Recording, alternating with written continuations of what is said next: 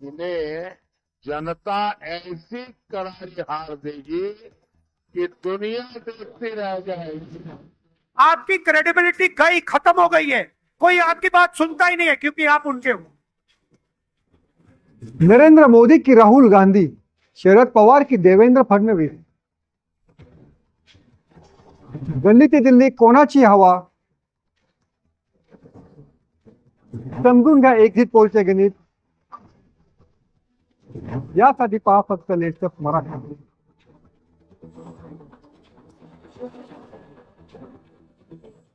Sir, इथं शांतिगिरी महाराज यांच्याही उमेदवारी बरेच चर्चेत राहिली.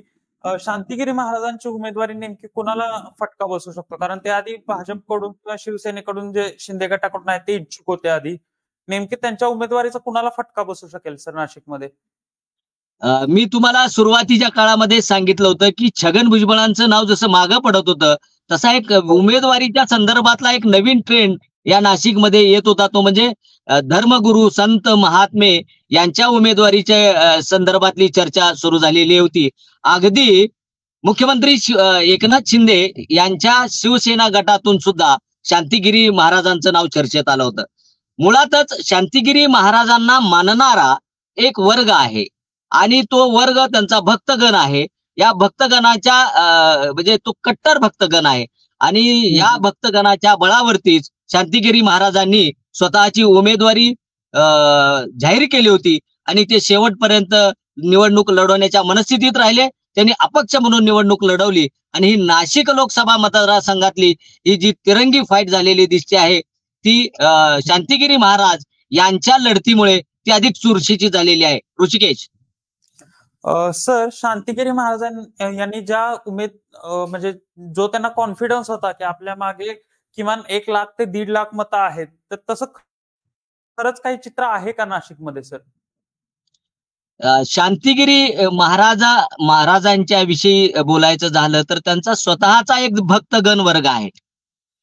शांतिगिरी महाराजांचं ग्रामीण भागामध्ये वलय चांगल्या प्रमाणात आहे.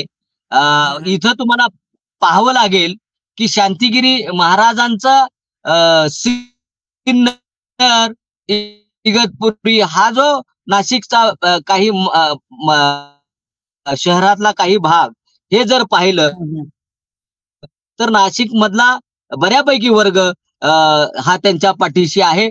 पण आतापर्यंत अशी चर्चा केली गेली की शांतिगिरी महाराजांना 1 ते 1.25 लाख मतदान मिळू शकेल, परंतु काही राजकीय अभ्यासकांच्या म्हणण्यानुसार 70-75-80 हजाराच्या आसपास महाराजांना मतं मिळू शकतील. पण शेवटी हा अंदाज आहे. कदाचित त्यापेक्षाही अधिक मतं शांतिगिरी महाराजांना मिळू शकतात.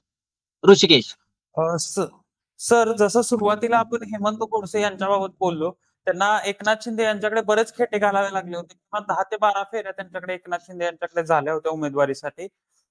तर हे नेमकं राजकारण कसं घडलं आणि त्यानंतर कशी उमेदवारी जाहीर झाली हेमंत गोडसे यांना? हेमंत गोडसे यांची जी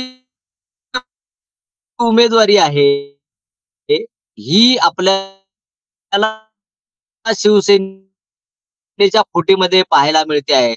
शिवसेनेमध्ये ज्यावेळी फूट पडली त्यावेळेला हेमंत गोडसेंनी 2024 ची लोकसभा निवडणूक लढवण्यासाठी उद्धव ठाकरे यांच्या गटातून मुख्यमंत्री एकनाथ शिंदे यांच्या गटात जाणं आपल्याला पसंत केलेलं आहे. आणि त्यामुळे हेमंत गोडसे हेच उमेदवार असतील अशी साधारणपणे अटकल सुरुवातीच्या काळामध्ये होते. परंतु महायुतीच्या ज्या जागा वाटपाचा जो तिढा होता तो नेमका तिढा सुटत नसल्यामुळे नाशिकच्या जागा वाटपाच्या संदर्भातला तिढा हा उशिरा सुटला आणि त्यामुळे त्यांच्या समर्थकांच्या बरोबरच त्यांना स्वतःला सुद्धा हे मुंबईला दौरे करावे लागलेले आहेत. मुख्यमंत्री एकनाथ शिंदे यांची भेट घ्यावी लागलेली आहे.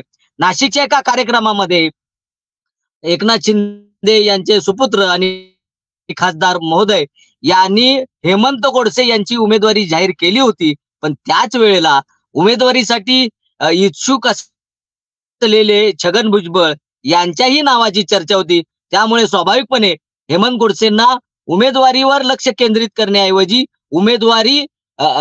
प्रचारावर लक्ष केंद्रित करण्याऐवजी उमेदवारी मिळवण्यासाठी अधिक खटाटोप करावा लागलेला आहे.